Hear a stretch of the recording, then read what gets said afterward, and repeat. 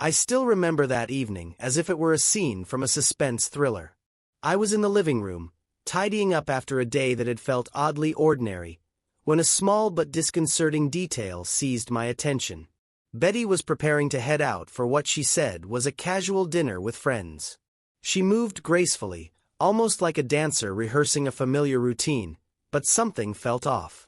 As she threw on her favorite summer dress, I couldn't help but notice that there was an unusual gap where her usual undergarments should have been. It wasn't an overt sign, not something that screamed betrayal at first glance. Yet, in that quiet moment, a prickling sensation of unease gripped me. The gentle rustle of fabric and the soft click of the front door closing behind her echoed in the stillness of the house. I paused, my heart starting to race as I retraced my steps in my mind. Had I really seen it? The absence of something so ordinary suddenly felt like a glaring clue. I tried to dismiss the thought as paranoia, a trick of the light or a fleeting oversight. But as the minutes ticked by, the scene replayed in my head with haunting clarity. Betty's smile that evening was warm and a touch too secretive. Her eyes, usually so open and trusting, now carried an enigmatic gleam. "I got caught up with a friend," she had said casually as she threw on her coat, her tone light, almost too rehearsed. Yet, beneath that nonchalance, I sensed an undercurrent of something else.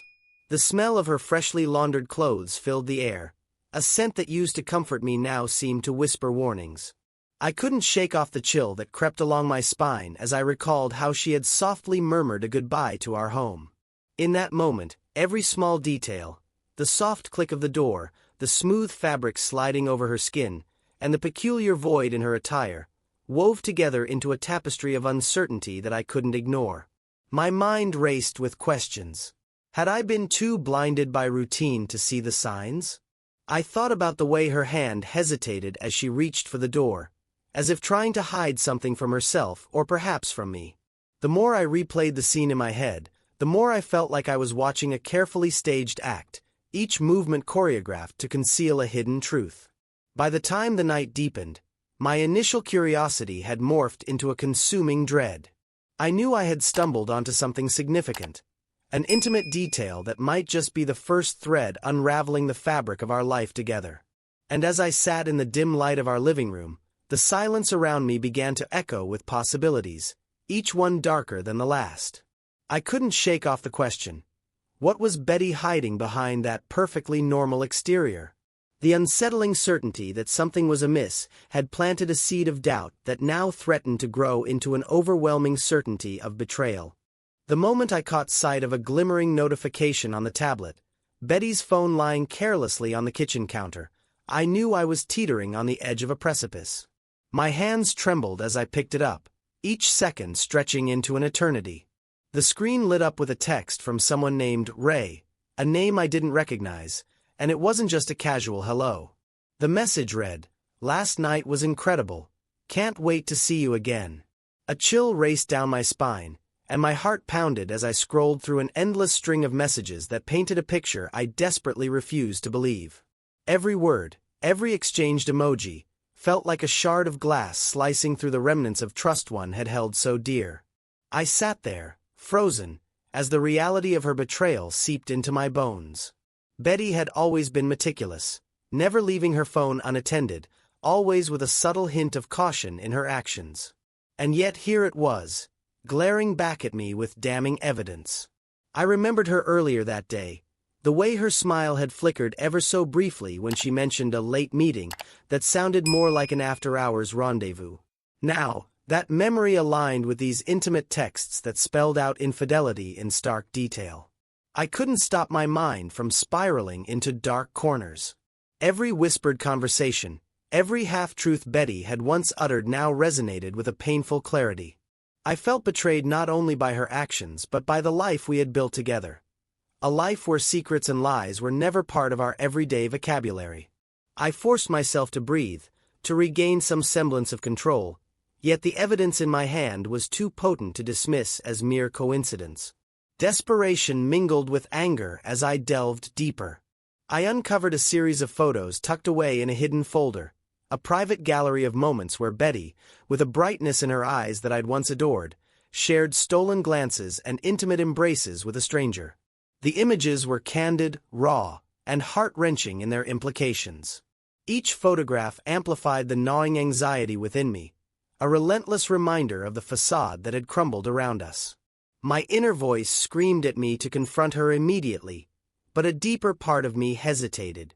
I felt like I was watching a slow-motion train wreck, each discovery an unavoidable crash that I could neither stop nor fully comprehend. The evidence was irrefutable, and yet a small, haunting question remained. Who was this man who had managed to seduce the woman I thought I knew so well? As I set the phone down, my mind was awash with memories of quiet evenings and shared secrets, now tarnished by deception. I felt a mix of numbness and a burning need for answers. The weight of betrayal pressed down on me, yet in that crushing moment, a spark of resolve ignited. I realized that confronting this dark truth, painful as it might be, was the only way to reclaim my dignity. Before I could gather my scattered thoughts or decide my next move, a soft click from the back door shattered the silence, a sound that promised an imminent confrontation. My heart sank as I realized the final act was about to begin, and nothing would ever be the same again. The sound of footsteps on the hardwood floor sent a jolt through me, as if the house itself had become a living witness to my unraveling. I could no longer pretend that the evidence I'd uncovered was a mere anomaly. I stormed through the hallway, my heart pounding like a war drum, each beat a deafening reminder of the betrayal. I found Betty in our bedroom, a room that had once been our sanctuary, her back turned as she methodically folded a shirt. The sight of her, so unsuspecting and vulnerable, ignited a wildfire of rage and heartbreak inside me. "Betty," I called, my voice echoing with a mix of anguish and anger. The tone wasn't soft or pleading, it was brittle, laced with the fury of a man betrayed beyond measure. She froze, her hands trembling as she slowly turned toward me. Her eyes widened, reflecting shock and a dawning terror that I had never seen before. For a heartbeat, time itself seemed to shudder under the weight of unspoken truths. "Frank," she began, but her voice cracked, dissolving into a whisper that barely carried the weight of explanation. I took a step forward, the click of my shoes on the polished wood punctuating the silence between us. Every step was laden with the agony of every unvoiced suspicion and every sleepless night spent questioning our life together. "You lied to me," I said, each word a razor slicing through the fragile remnants of our shared history. I couldn't force myself to look away from the screen of evidence flashing in my mind. Texts, photos, secret rendezvous that painted a damning portrait of infidelity. "How long, Betty? How long have you been deceiving me?" The words spilled out, raw and unfiltered, as if the dam holding back all my pent-up betrayal was finally bursting. Betty's eyes darted around the room, searching for something, any excuse, any way out of the spiraling confrontation. I never meant for you to find out like this," she stammered, her voice barely audible against the crescendo of my rising fury. I saw her hands begin to shake, her attempt at composure crumbling in the face of my relentless barrage of questions. "Why, Betty?" I demanded, my voice echoing with both sorrow and seething anger. "Was I so invisible that you had to go behind my back to feel something real? Did our life mean so little to you that a few stolen moments, a few secret texts, were worth sacrificing everything we built?" My words, laced with bitter disbelief, filled the room as I paced before her, each step a reminder of the intimacy we once shared now reduced to a collection of shattered illusions. Betty tried to speak, her lips parting in a desperate attempt at explanation, but all that came out was a strangled sound, as if she was choking on the truth she couldn't or wouldn't articulate. The raw intensity of the moment left me no room for her evasions. Every memory of shared laughter, whispered promises, and gentle touches now felt like bitter ashes in my mouth. As the seconds ticked by, the room grew unbearably tense, our silent standoff punctuated only by the sound of our uneven breathing. I reached out, almost wanting to physically grasp her, but stopped short, a hesitant hand raised to my heart as I fought against the urge to destroy what was left of our connection. Instead, I gathered every ounce of strength to face her, my eyes burning with the intensity of a man who has seen too much and can no longer ignore the truth. "Betty," "I trusted you," I whispered, the softness of the word belying the storm raging inside me. "I believed in us, in the life we were building. But your lies, they cut deeper than any knife. I can't stand here and watch our life be tainted by deceit." My voice hardened, turning from sorrowful betrayal to cold, decisive resolve. "Pack your things, Betty. I want you to leave. I can't, won't, stay here and watch you tear us apart." In that moment, as her eyes welled with tears and she stood trembling, the finality of my words hung in the air like a guillotine ready to drop. The room, once filled with the echoes of our shared memories, now resounded with the silence of an ending, a dramatic punctuation to a betrayal that had finally reached its climax. The command was clear as the evidence that lay scattered across my heart. The scandal was complete, and our lives would never be the same again. The echo of the slammed door still reverberated in the empty halls, a constant reminder that everything had irrevocably changed. I sank into the worn armchair by the window, the fading light of dusk casting long shadows that mirrored the darkness growing within me. The confrontation had been over in moments, but its aftermath weighed like an anvil on my chest. I stared blankly at the silence, trying to reconcile the life we'd built with the betrayal that had shattered it. Every familiar corner of our home now felt like a relic of a past that no longer belonged to me. I replayed the confrontation in my mind over and over. Betty's fearful eyes, the tremor in her voice, the finality in my own words, and wondered if I'd been too harsh or too blind to the warnings I'd missed. Regret gnawed at me. How had I allowed our relationship to crumble so completely? The questions swirled relentlessly, mingling with anger and sorrow in a tumultuous storm of emotion. In the quiet aftermath, I found myself battling a storm of self-doubt. I questioned every shared laugh, every whispered secret, and every moment of closeness that I'd taken for granted. Was it my fault? Had I been too complacent, too wrapped up in the mundane to notice the subtle shifts in her behavior? The evidence was undeniable, yet somewhere deep inside, a part of me yearned for the illusion of what we once were. It was as if the empty room around me was haunted by memories, fragments of conversations, the echo of her laughter, and even the faintest scent of her presence that lingered in the air. The anger I felt was potent, yet it was tainted by a profound sadness. I recognized that the person I once loved was now irretrievably lost to a web of deceit, and the pain of that loss cut deeper than I had ever imagined. Every emotion churned inside me, a chaotic blend of fury, grief, and the slow burn of regret. It wasn't just the betrayal that stung. It was the realization that our future, the plans we'd whispered to each other in moments of hope, had been built on fragile promises that could shatter in an instant. I wandered through the silent rooms, my footsteps echoing against the tiled floor, as I attempted to piece together fragments of a relationship that now seemed like a distant dream. The living room, once vibrant with shared memories, now felt like a museum of lost time. In the quiet of that space, I found myself reflecting on every moment, each decision, each word unsaid, that had led us here. I felt the weight of choices made and promises broken, and with every thought, the bitterness of betrayal mingled with a deep-seated sorrow for what might have been. In a rare moment of clarity amid the chaos, I began to realize that this pain, as excruciating as it was, might also be a path to rediscovery. I wasn't sure how I would ever mend the deep emotional scars, but I recognized that I needed to face the truth head-on. I recalled the days when love was simple, unburdened by the complications of secrets and lies, and I wondered if I could ever find that simplicity again. Perhaps, amidst the wreckage of our shattered marriage, there was a chance to rebuild, not the life we had planned together, but a new version of myself forged from the lessons of betrayal and loss. Yet, even as a faint glimmer of resolve began to take shape, a persistent anxiety clung to me like a second skin. Every shadow seemed to whisper reminders of the night that had forever altered my world. I knew that the journey ahead would be long and painful, that the scars of betrayal would not heal overnight. The emptiness left by Betty's departure was vast, and the echoes of her absence filled the silent rooms with a haunting reminder of everything I had lost. In that heavy, contemplative solitude, I accepted that my life had taken a turn into uncharted territory, a place where anger and regret coexisted with the faint hope of eventual healing.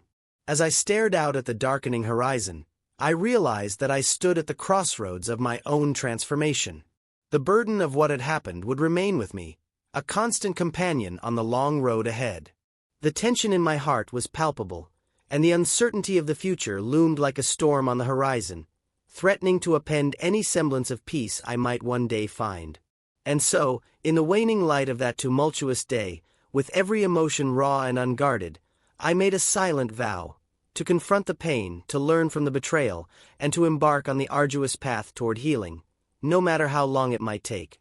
Yet, as the night deepened and the shadows grew longer, a lingering anxiety whispered in the back of my mind. Some wounds, once inflicted, may never fully fade away. The morning after I made the final call to file for divorce, a strange mix of liberation and grief pulsed through my veins like electricity. I sat at my cluttered desk, the divorce papers spread out before me, the pen trembling in my hand as I signed off on a chapter of my life that was now irrevocably over. It felt surreal, a decision both bitter and resolute. In that charged moment, the weight of betrayal began to lift, replaced by a cautious spark of possibility. That same afternoon, I stepped out of the house for the first time in days, the chill in the air a stark contrast to the warmth of a budding resolve. I met up with Mark and Jenny, old friends who had stuck by me through thick and thin.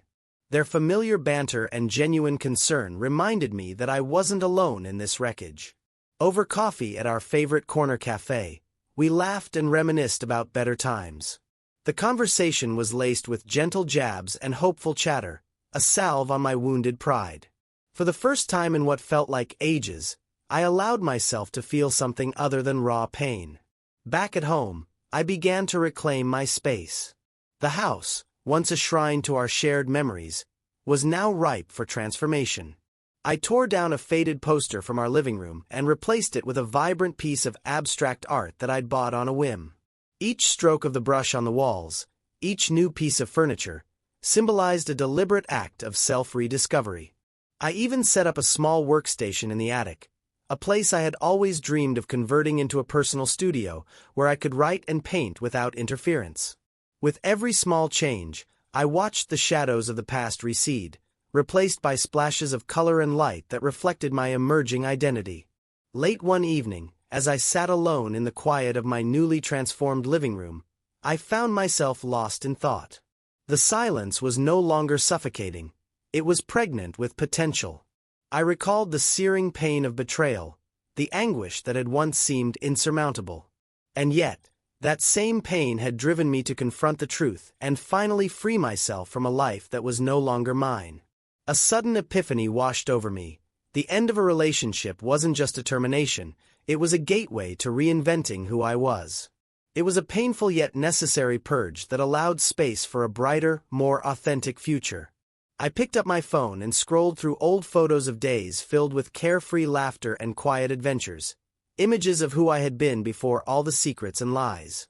Determination stirred within me as I messaged a couple of close friends to set up a hiking trip next weekend. I made plans to reconnect with hobbies long abandoned, attending local art workshops, reviving my passion for writing short stories, and even trying my hand at cooking exotic recipes. Every small plan was a defiant act of reclaiming my life, a declaration that I was more than the sum of my shattered past. As the night deepened, I stood by the window, watching the city lights blink into existence like beacons of hope. The pain was still there, a raw, pulsing reminder of what I had endured, but it no longer defined me. I was taking active steps to rebuild my identity, to transform my home and my heart into a sanctuary of renewal.